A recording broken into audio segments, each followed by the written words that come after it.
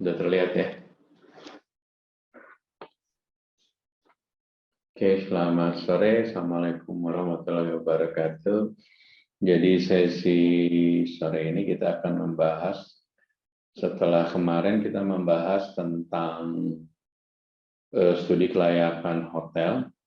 Selanjutnya kita membahas tentang cara mendesain atau merencanakan pembangunan dari hotel.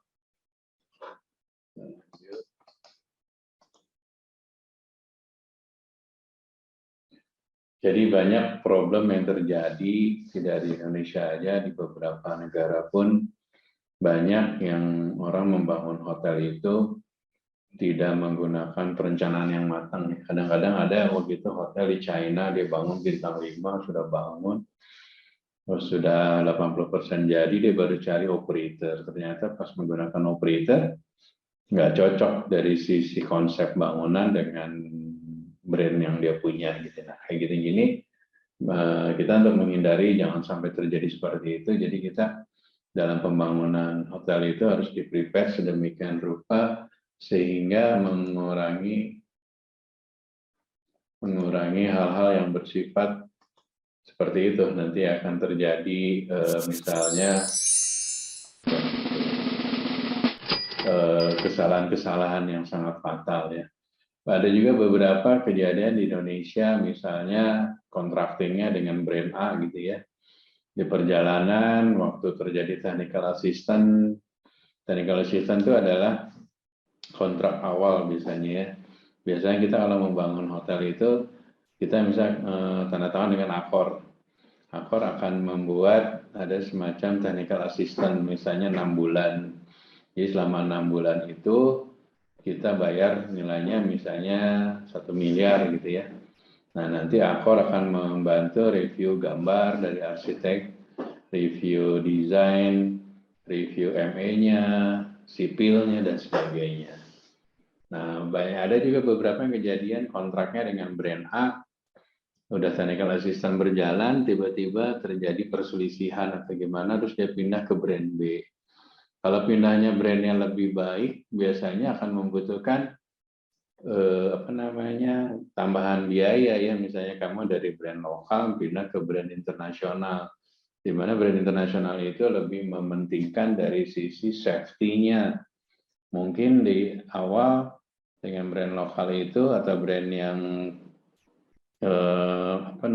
untuk safety-nya kurang concern, ada beberapa item yang tidak terdetect gitu ya. Nah, ternyata waktu pindah brand, brand yang baru ini international brand, oke, Anda bisa join, tapi Anda harus ubah ngedesain atau tambahan safety-nya. Dan tambahan itu bisa costly ya, bisa lumayan, angkanya miliaran lah kurang lebih untuk satu pekerjaan, apalagi safety. Kalau safety itu karena mau tidak mau harus harus di-apply, karena kalau kita brand besar, kalau dia nggak apply dengan safety-nya, kita nggak mau manage gitu ya. Gitu ya. Nah, kita lanjut, karena kebanyakan mungkin yang lagi di jalan, jadi kita lanjut. Jadi waktu membangun itu juga kita harus melihat, kalau di DKI itu ada, atau di daerah-daerah lain ada KDB atau KLB ya, koefisien denah bangunan. Jadi batas maksimum yang bisa dibangun, misal kamu luas tanahnya 5.000, kamu nggak bisa bangun sebesar 5.000, paling cuma 40% gitu ya dari 5.000 besaran segitu. Tapi kalau tingkatnya nggak masalah, tapi luas bangunan di lantai dasarnya tidak boleh nyampe 100% dari total luasannya itu gitu ya. Nah, dari situ kita baru kita bisa melihat kira-kira dengan tanah 5.000, kita bangunnya misalnya 60% atau 40% yang diizinkan, kita bisa dapetin berapa banyak kamar yang kita kita perlukan. Nah, biasanya dari studi kelayakan kan tadi kemarin kita sudah hitung, misalnya kita akan membangun hotel misalnya di daerah Jakarta Selatan, luas tanahnya misalnya 3.000 gitu ya, 3.000 square meter, bisa dibangun mungkin katakanlah misalnya 2.000 ditambah basement ditambah beberapa floor. Nah, floor juga ada ketentuan ya, kayak di Bali kamu nggak bisa bangun yang hotel setinggi pura gitu ya, kan itu karena hukum adat ya.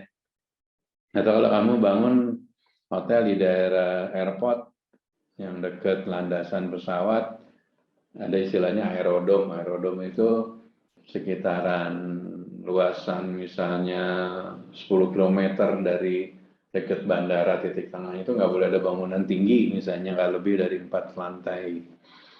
Nah, itu kan nanti akan mengganggu lalu lintas pesawat. Nah, termasuk izin-izinnya nanti ada izin dari ininya, dari apa sih namanya, Dinas Perhubungan, termasuk perhubungan udara ya, tentang lalu lintas.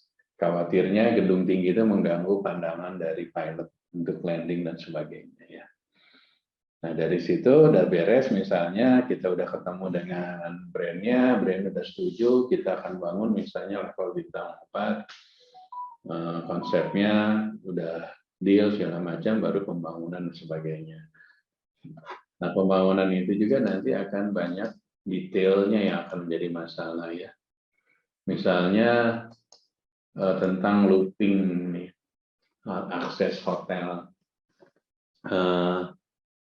Hal yang sangat penting adalah jangan terjadi crossing ya. Jadi misalnya antara anak kitchen waktu bawa makanan dari kitchen itu tidak bertabrakan dengan anak servis, FB servis yang akan masuk ke area kitchen misalnya. Nah, itu harus dipikirin. Terus flow-nya dari loading dock juga. Jadi banyak, ada beberapa hotel di daerah-daerah itu dia bangun dari ruko. Dia nggak prepare entrance karyawan dari mana, nanti vendor bawa barang dari mana, itu nggak dipikirin.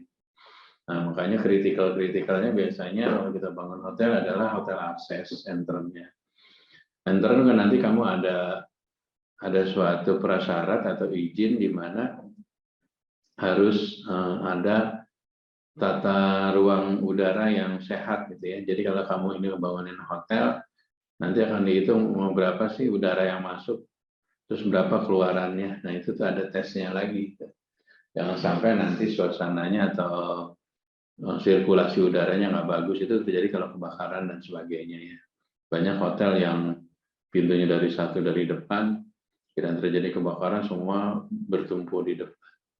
Nah, biasanya kita ada tambahan yang namanya emergency exit floor di setiap floor di ujung kiri kanan dari bangunan tersebutnya. Nah, ini kadang-kadang ada juga yang bangun hotel lupa bangun itunya, apa namanya, emergency stair floor.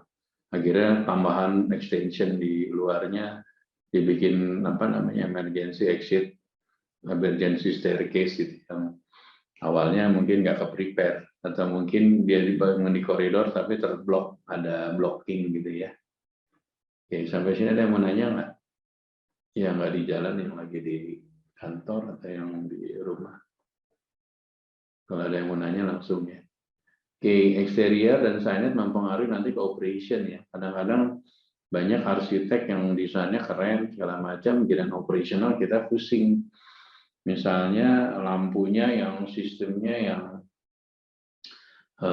waktu penggantian lampunya susah gitu, karena hanya mengandalkan keindahannya doang, estetiknya. Nah, waktu pas operation repot. Nah, itu harus ada pembicaraan ya nanti antara brand dengan si hotel design. Nanti si brand dari orang arsiteknya akan inform, ini kalau bisa jangan begini jenis lampu lobbynya gitu, chandeliernya, karena nanti perawatannya susah karena ketinggiannya udah 7 meter, terus membutuhkan tambahan tangga dan sebagainya ya. Nah, ini adalah area-area yang biasanya kritikal di dalam pembangunan hotel. Banyak yang terjadi guest room sama bathroomnya yang leaking dan apa namanya sirkulasi udaranya, sehingga banyak yang baunya kamar mandi keluar ke koridor. Nah, ini ya juga kalau planningnya nggak matang ya seperti itulah terjadi. Atau tiap floor nggak ada pantry buat housekeeping. Jadi kalau ada permintaan barang harus dari housekeeping storage, sedangkan misalnya gedungnya cukup tinggi dan liftnya cuma 2 segala macam. Nah, besaran lift juga harus dihitung. jumlah kamar berapa banyak, kira-kira okupansi berapa banyak, dan minimal liftnya berapa gitu ya. Malah ada yang lift service jadi lift tamu, nah itu juga harus dipikirin, nggak proper ya. Nanti misalnya bayangin aja anak kitchen bawa bahan-bahan daging segala macam, bau kan di dalam lift tamu ya. Itu harus banyak yang miss dari orang-orang waktu bangun hotelnya. Oke, kalau nggak ada yang mau tanya, saya lanjut ya. Area back office juga sangat penting. Banyak beberapa owner bangun hotel, dia lupa back office-nya belum dibangun. Akhirnya baru kepikiran nanti nyimpen karyawan di mana ya, lokernya di mana, accounting-nya di mana, HRD-nya di mana. Akhirnya beda gedung. Nah, itu yang menyebabkan nggak efektif ya nanti. Kalau hujan, bayangin misalnya orang mau dari loker ke area kerjanya gitu, keganggu dan sebagainya. Masalah CCTV juga itu jadi poin penting juga ya. Kadang-kadang kita sekarang udah manning atau staff udah sedikit ya, kita perlu CCTV yang di setiap titik sehingga mengcover. Jadi kalau malam security cuman 2 atau 3 tapi kebantu dengan adanya CCTV gitu ya. Beda dengan kalau hotel nggak banyak CCTV-nya, nanti controllingnya lebih banyak manualnya, itu orang yang berputar. Tapi dengan CCTV, apalagi kalau building kamu menggunakan BAS ya, Building Automation System. Jadi kita bisa membuat sistem saving energy. Jadi kita mematikan listrik, mematikan AC itu dari ruang kontrol. Nggak usah manual satu orang engineering jalan ke setiap soket elektrik dimatikan satu-satu. Karena dengan begini otomatis langsung bisa dimatikan dari ruang server ya, atau ruang building otomatisasi sistem ya. Nah, fire juga yang terutama tuh yang untuk safety sprinkler ya. Dulu ada satu hotel dibangun, ternyata kekuatan pipa kan nanti waktu fire itu kan harus ada tekanan air ya. Nah, ada beberapa hotel yang pipanya itu menggunakan bukan pipa standar untuk tekanan tinggi buat high pressure. Jadi waktu ditekan terjadi kebakaran menggunakan joki pump. Joki pump itu adalah mesin pendorong air ya. Kalau kamu bayangin kalau yang lagi latihan itu, misalnya nembak air sampai berapa lantai itu ya, pakai menggunakan joki pump. Nah di situ kelihatan berapa kemampuan berapa bar tuh. Nah ada beberapa pipa yang nggak kuat itu bisa pecah gitu kan. Bayangin kalau hotel kamu udah diisi, ada bednya, ada linen, udah kamarnya udah rapih gitu ya, ada karpet segala macam, tiba-tiba pipa untuk saluran fire safety-nya pecah gitu, itu akan masuk ke kamar dan akan kena ke karpet, kena ke segala macam gitu, bisa dibayangin seperti itu. Jadi itu juga sama, jadi kita waktu nanti ngetes itu sebelum diisi furniture ya, kita tes dulu pipanya kemampuan kekuatannya seperti apa gitu ya. Karena belum tentu ada sambungannya yang benar, atau kadang-kadang banyak misalnya kontraktor bayarnya nggak beres aja sama tukang, nanti dikerjain tuh pipa-pipanya dibikin mampet lah segala macam lah gitu. Saya pernah ngalamin waktu itu saya buka hotel, ternyata mungkin sebelumnya ada permasalahan antara kontraktor dengan tukangnya. Itu nyariin sumbatan AC itu kalau udah hotelnya udah nutup ceiling repotnya minta ampun. Kita harus cari satu-satu dan nggak mungkin ini nggak ada sistem yang bisa saat ini ya belum bisa ya, melihat kebocoran atau stuck di titik mana gitu. Jadi kita harus manual, kita cek satu-satu gitu. Nah itu bayangin kalau kamu hotelnya udah mau buka, tiba-tiba ada masalah gitu. Satu floor misalnya nggak dingin, segala macam. Nah, ya. Di sini ada yang mau nanya dulu nggak? Ada selanjutnya. Nah ini adalah yang common mistake yang terjadi top 10-nya ya. Biasanya desain kamar. Kalau desain interior atau arsitek yang bagus tuh, walaupun kamu bisa lihat kamarnya kayak Amaris atau kamarnya Aston to Vape yang luasannya kadang-kadang cuman di bawah 20 ya, mungkin sekitar ada yang 16 square meter, ada yang 17. Tapi kalau desainnya dia bagus bisa compact gitu kayak Ibis yang apa ya, Ibis budget ya, kamu kalau di airport gitu ya, lihat kamarnya kecil ya, ukurannya paling 16 ataupun 18 square meter. Gimana caranya memanfaatkan, kadang-kadang ada si wastafelnya itu di dekat bathroom gitu, saking space-nya udah terbatas, kamar mandinya kecil. Nah, itu gimana caranya memanfaatkan luasan itu, kemampuan si desain interiornya nih.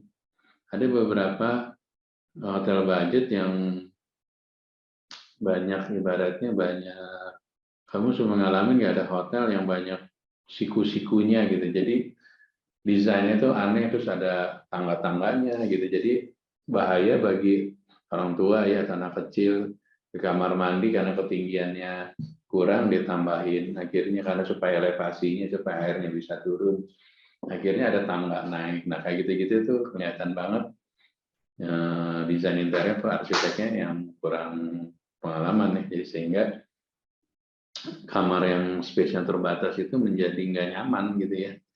Kalau yang bagus itu walaupun kamarnya kecil tapi bisa untuk orang bekerja juga, bisa untuk orang stay, nggak terlalu sumpek. Terus ada juga beberapa hotel yang nggak ada jendela lah belakangnya gitu. Jadi problem ya, kadang-kadang ada tamu yang punya fobia yang gimana dia nggak bisa, kamarnya gelap, nggak ada cahaya, nggak ada jendela gitu ya.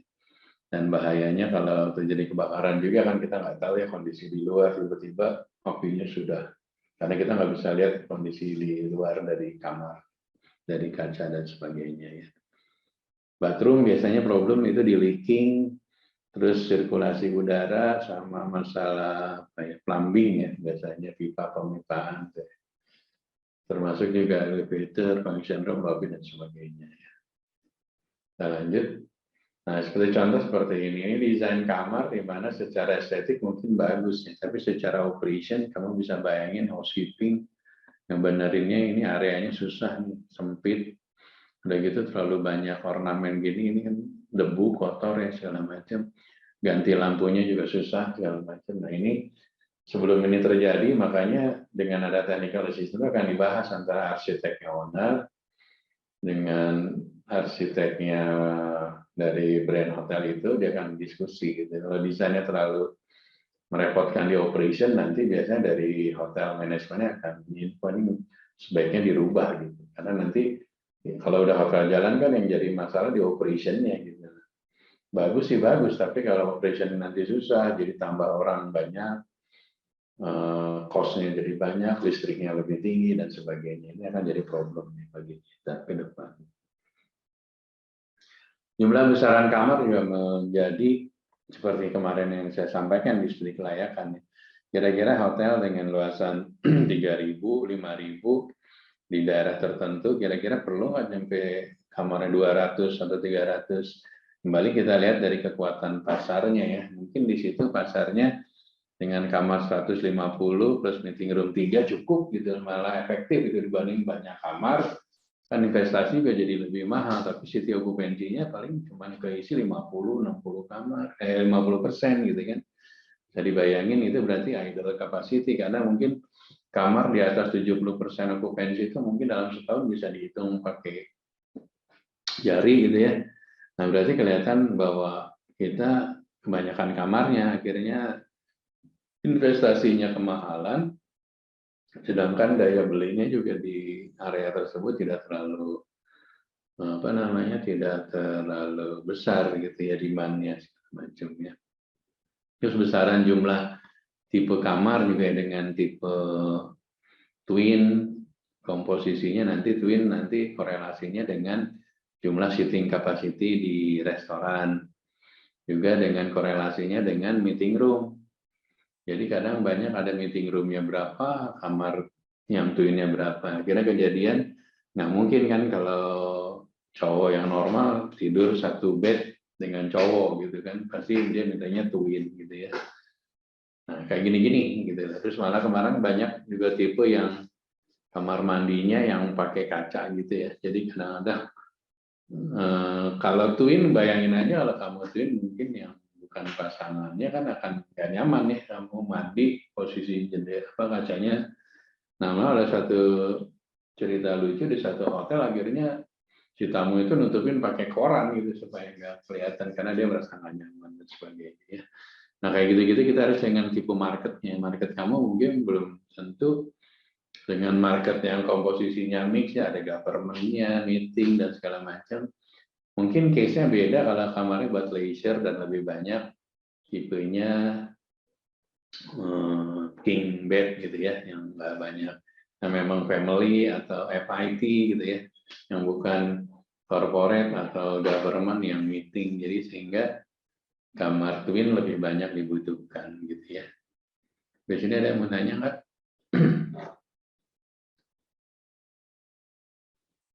Kalau saya lanjut ya, ini desain dari kamar. Tadi kita berbicara, jadi jumlah besaran kamar itu ditentukan oleh pertama ya oleh demand-nya, terus kedua tentang projection kita, kira-kira kita segmentasinya pasarnya apa, kita mau yang digerak marketnya seperti apa ya. Nah, pemilihan dari bathroom biasanya masalah, kadang-kadang berapa sih kira-kira banyaknya bathtub yang kita butuhkan. Biasanya kita bathtub cukup dengan tipe kamar yang upper kategori ya, yang lowernya mungkin shower aja, karena ini juga pengaruh ke saving energi ya. Apalagi kalau kamu menggunakan pemanasnya yang unit gitu ya, per kamar satu itu, dia kadang-kadang satu mesin itu membutuhkan panas itu misalnya udah 200 kubik, dia butuh waktu sekitar 2 atau 3 jam lagi untuk panas. Yang bayangin kalau kamu modelnya twin, orang meeting, pakai bathtub, satu orang mandi, yang orang keduanya nggak kebagian air panas tuh, karena waktunya cukup lama untuk bikin air panas dan sebagainya ya. Ini lagi salah satu contoh juga banyak kesalahan di dalam desain ya.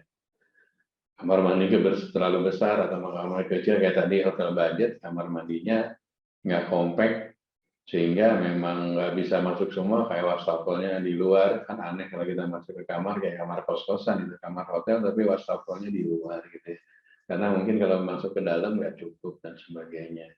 Tadi seperti saya sampaikan, antara berapa sih kamar yang pakai shower, berapa banyak yang pakai bathtub dan sebagainya. Tower rack juga banyak yang ini. Jadi masang tower rack sama itu ada rule of thumb-nya ya. Biasanya tower rack itu di bawah, di atasnya closet ya, dekat dengan shower glass atau dekat dengan bathtub atau showernya bathtub gitu ya. Nah kita ngeliat dari tipe tamu. Dulu saya bangun hotel yang dimana banyak. Kebetulan kalau saya bekerja sama dengan Toyota ya, waktu itu kita bangunnya sih hotel budget, tapi kerjasama dengan Toyota Motor Company dari Jepang. Jadi dia minta dari awalnya electricity socketnya itu banyak, karena katanya pekerjaannya dia itu orang Toyota rata-rata dia punya handphone kan 2, terus dia bawa laptop, dia bawa iPad, dan di Jepang kan itunya colokannya itu yang bukan kayak kita 2 gitu, yang 3 gitu ya, kaki 3. Nah waktu saya bangun itu saya mengikuti dari spek yang dia minta, karena dia janjikan saya punya kamar misalnya 100, dia janjikan 80% itu grupnya dari Toyota semua gitu. Nah karena saya yakin kita udah contracting 5 tahun, hitung-hitungan saya ini bisa balik modal cepet nih gitu ya. Jadi kita ngituin semua yang permintaannya grup Toyota itu. Pertama dari sisi electricity socketnya, terus hot waternya. Waktu itu kan minta yang sampai ke kamar itu jatuhnya di atas masih 30 derajat itu panasnya gitu ya. Nah berarti kan saya dari atas mungkin 50 dari water tanknya ya, 50 derajat kan turun akan terjadi penurunan panas ya waktu masuk ke kamar-kamar. Nah gimana supaya terus kamarnya panas, air panasnya tetap konsisten, itu juga harus kita punya instalasi sama teknologi yang bagus gitu ya. Jangan sampai tamu komplain gitu, karena tamunya kita udah contracting sama Toyota Motor Company itu untuk waktu lama gitu, misalnya 5 tahun pertama, ya alhamdulillah hotel kita penuh oleh Kita nggak usah perlu sales lagi, itu udah keisi, sisanya tinggal FIT aja, walk-in. Dan kebetulan emang lokasinya di kawasan industri, waktu itu saya di Jababeka ya, di Cikarang. Nah, mungkin kalau kawasan industri itu kalau kamu yang batapnya mungkin kamarnya sedikit aja segala macam. Nah, ini juga contoh dari yang tadi saya ceritain, crossing nih antara waiter sama chef kitchen gitu ya. Kitchen mau prepare makanan, sini mau serving, mau clear up dan sebagainya. Kalau areanya satu licin atau kedua terjadi crossing kayak gini, apa sempit gitu ya, kemungkinan terjadi kecelakaan kerja tinggi. Nah ini harus dipikir. Ada satu pernah saya bangun hotel, pas saya masuk itu ternyata hotelnya kitchennya nggak menggunakan tile yang kasar, jadi sehingga licin gitu. Jadi banyak kalau si chef bekerja itu bahaya, bisa jatuh gitu ya. Sedangkan di situ kan banyak yang runcing-runcing ya, maksudnya ada tekukan-tekukan tembok yang tajam, itu bahaya gitu ya. Nah itu gimana caranya supaya menghindari dari kecelakaan kerja ya. Ada yang mau nanya nggak? Saya ngomong sendiri dari tadi. Belum, Pak. Oke ya, kita lanjut. Konsep dari restoran juga mempengaruhi. Jadi kadang-kadang kalau kita memang hotelnya bintang 3, hotel bintang 4, konsepnya mungkin hanya coffee shop saja yang menawarkan berbagai makanan yang secara umum ya, misalnya Western, ada Asian dan sebagainya. Nah, kadang-kadang ada beberapa dulu dia menggunakan brand hotel ya bintang 5, bintang 5, bintang 5-an lah gitu ya. Dari luar padahal gitu. Terus ternyata pas sudah dibangun syaratnya dia harus punya specialty restoran. Nah, dia nggak prepare si grup itu tuh. Hanya satu coffee shop. Akhirnya dia coba bikin ada lounge, dirubah jadi konsepnya Italian restoran lah waktu itu. Dan kelihatan maksa banget gitu. Nah, kayak gitu-gitu ya. Jadi harusnya kan dari awal itu udah jelas kalau bintang 5 misalnya ada 2 restoran, satu coffee shop, satu specialty, ya harus di-prepare gitu ya. Nggak bisa cuman ruang makannya doang, akhirnya kitchennya dari coffee shop juga kan aneh juga gitu ya. Udah gitu floornya kemarin beda, satu di basement level atau di lobby level, yang restorannya yang satu lagi Italiannya di lantai top floor dan nggak ada kitchennya ngambil dari bawah dan nggak ada apa dumb waiter atau lift untuk makanan gitu ya. Bisa dibayangin itu ya nggak ada marketnya juga ya, percuma juga ya untuk supaya masuk bintang 5 tapi salah aja gitu ya itunya, dan nggak ada tamu sama sekali akhirnya gitu ya. Desain buffet ini pengalaman juga, buffet table itu ada orang bangun hotel pakai desain buffet table-nya kegedean, kepanjangan, padahal dia hotelnya bintang 3, bintang 4, which is yang variasi makanannya juga nggak banyak-banyak amat. Akhirnya kelihatan kosong gitu ya si buffetnya gitu ya. Sampai akhirnya waktu itu ada yang dipotong gitu supaya nggak kelihatan kosong gitu. Nah kayak gini-gini nih. Kalau desain dari awalnya konsepnya nggak mateng, akhirnya banyak pekerjaan-pekerjaan tambahan yang harusnya hotel udah buka, udah beres, ternyata harus dipotong meja buffetnya, harus dipindah. Terus lighting juga pengaruh ya. Yang bagus mungkin pakai dimmer ya, jadi kalau walaupun coffee shop, tapi waktu malam kita bisa mainin lampunya, diredupkan dan sebagainya supaya ambience-nya lebih dapet ya, nggak terlalu terang gitu ya. Misalnya kita mau jualan konsep dinernya lebih apa ya, lebih dapat, mungkinnya kita perlu ada dimmer lighting ya, supaya lampunya itu bisa dikecilin ya, ininya volume terangannya segala macam ya. Kitchen juga pengaruh ya, desain kitchen ada minimal itu kan kitchen ya, kalau bintang 3 mungkin kalau lebih aman 100 meter itu, 100 square meter ya, mulai dari wok-nya sampai dengan apa namanya itu stewarding mesin segala macam ya, washing machine is the steward. Nah ada juga hotel yang compact kecil banget, akhirnya orang kerja apa punggung-punggungan gitu, ibaratnya anak kitchen yang satu lagi masak, yang satu lagi prepare, saking sempitnya akhirnya suka terjadi kecelakaan kerja dan sebagainya. Ada juga kitchen design yang salah, di mana exhaust-nya kegedean gitu. Jadi akhirnya berisik, udah kayak apa namanya, udah kayak waktu kitchennya jalan masak terus exhaust-nya jalan tuh udah kayak suara gemuruh gitu, kayak suara pesawat. Akhirnya harus diganti karena antara besaran exhaust mesinnya dengan kitchennya nggak sebanding. Atau cara mengatur layoutnya ya, kitchen itu kan walaupun panas itu ada AC-nya ya, tapi ada sirkulasinya. Kapan di intake hawa panasnya keluar, kapan hawa fresh air-nya masuk. Nah, jangan sampai di kitchen juga kepanasan ya. Memang walaupun panas tapi harus ininya suhunya bisa untuk supaya nyaman sih orang kerja juga gitu ya.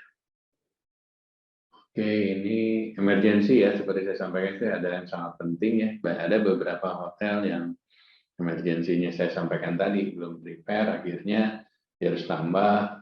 Terus juga nggak, gudangnya kurang, akhirnya banyak nyimpen barang di area staircase emergency, yang itu bahaya ya. Ada satu hotel dulu di Bandung kebakaran, ternyata tamunya ke-trap di emergency karena ada barang-barang bangket, ada kitchen apa namanya, kursi bangket, ada meja bangket yang ngeblok pintunya, jadi orang ke trap gitu di emergency kebakaran, dan akhirnya itu menjadi kasus, dan kebanyakan waktu itu ada orang asingnya juga, dan akhirnya jadi kasus yang besar yang itu terjadi di Bandung gitu. Oke, nah dalam pembangunan ini kembali nanti kepada nilai investasi juga sih. Kalau bintang 3 mungkin yang saya sampaikan itu ya, per square per room B-nya. Kalau di Jawa itu mungkin sekitar 300 juta sampai 500 juta per kamar ya. Tapi mungkin di luar dari Jawa karena tukangnya dari Jawa atau alat-alatnya nggak semuanya ada, kayak di Papua itu kita bangun itu satu room B-nya bisa sampai 1 miliar gitu, karena memang barang-barangnya kan semuanya di sana mahal, tidak seperti di Pulau Jawa dan sebagainya. Oke, pemilihan arsitek juga menjadi sangat penting ya. Banyak beberapa karena pengen murah, owner nyari arsitek yang mohon maaf belum pernah bangun hotel, karena spesifik bangun hotel ini spesifik ya, nggak semua arsitek memang bisa bangun juga gitu kan. Arsiteknya gambarnya harus bisa komunikasi dengan desain interior, dengan kontraktor MEP-nya, mekanikalnya ya. Jangan sampai nanti giliran jadinya kabelnya nggak bisa dimasukin ke dalam saf lah misalnya, atau gimana ya. Nah, vendor juga lighting juga banyak sekarang di Jakarta, udah banyak ya gimana cara kita, sekarang sih udah umumnya semuanya menggunakan LED ya, sehingga kita saving energinya dapat tuh ya. Tapi penggunaan lampu-lampu kayak untuk estetik ini seperti ini juga bagus sih memang. Tapi nanti kita harus melihat juga dari sisi operationnya nih, gantinya susah nggak? Spare partnya ada nggak di Jakarta atau di Indonesia gitu. Dulu kita ada satu hotel bangun banyak barang-barangnya dari luar, giliran ganti keterangannya beda. Biasanya ini yellow gitu, warnanya kuning gitu ya, agak temaram. Ternyata jenis yang sama di kita nggak ada, adanya yang terang gitu, jadi belang nantinya. Nah, itu harus di-prepare juga tuh. Kira-kira spare partnya ada nggak nanti waktu kita bangun, udah operation, bisa long lasting nggak itu nantinya, segala macamnya. Oke, nah dari desain back office juga sangat mempengaruhi ya. Kalau desain yang bagus, back office biasanya nggak usah gede-gede. Bisa nanti misalnya accounting sama HR atau sales dalam satu ruangan dibikin kubikel gitu, itu lebih murah secara apa namanya, secara investasi ya, nggak usah pakai ruangan satu-satu. Tapi kadang-kadang kita butuh ruangan yang misalnya kayak HR untuk konseling atau departemen head yang butuh privacy, dan nanti waktu dia konseling kan nggak mungkin di area terbuka dan sebagainya ya. Tapi nggak semua section menggunakan ruangan, jadi lebih saving nantinya ya. Oke, sampai di sini ada yang mau nanya? Kalau enggak, sudah jam 5, yang udah mau buka puasa. Nah, ini kuisnya jangan lupa ya. Tolong nanti di di email ke saya, emailnya ini. Apa sih yang menurut kamu yang harus disiapin, apa yang harus di-prepare kalau kamu mau bangun hotel, desainnya ya yang pertama. Oke, kalau nggak ada yang bertanya, saya akhiri di materinya, saya share di videonya dan PowerPoint-nya udah saya kirim kan ya?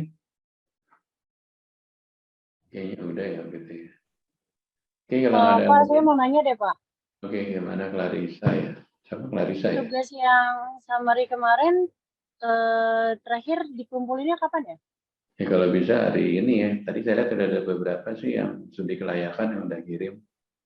Kalau Oh bisa hari iya, ini ya, karena udah 2 minggu kan ya. iya, iya. Hmm. Oke, makasih, Pak. Oke, kalau nggak ada pertanyaan, saya akhiri. Selamat sore, selamat berbuka bagi yang berpuasa. Kita ketemu lagi minggu depannya.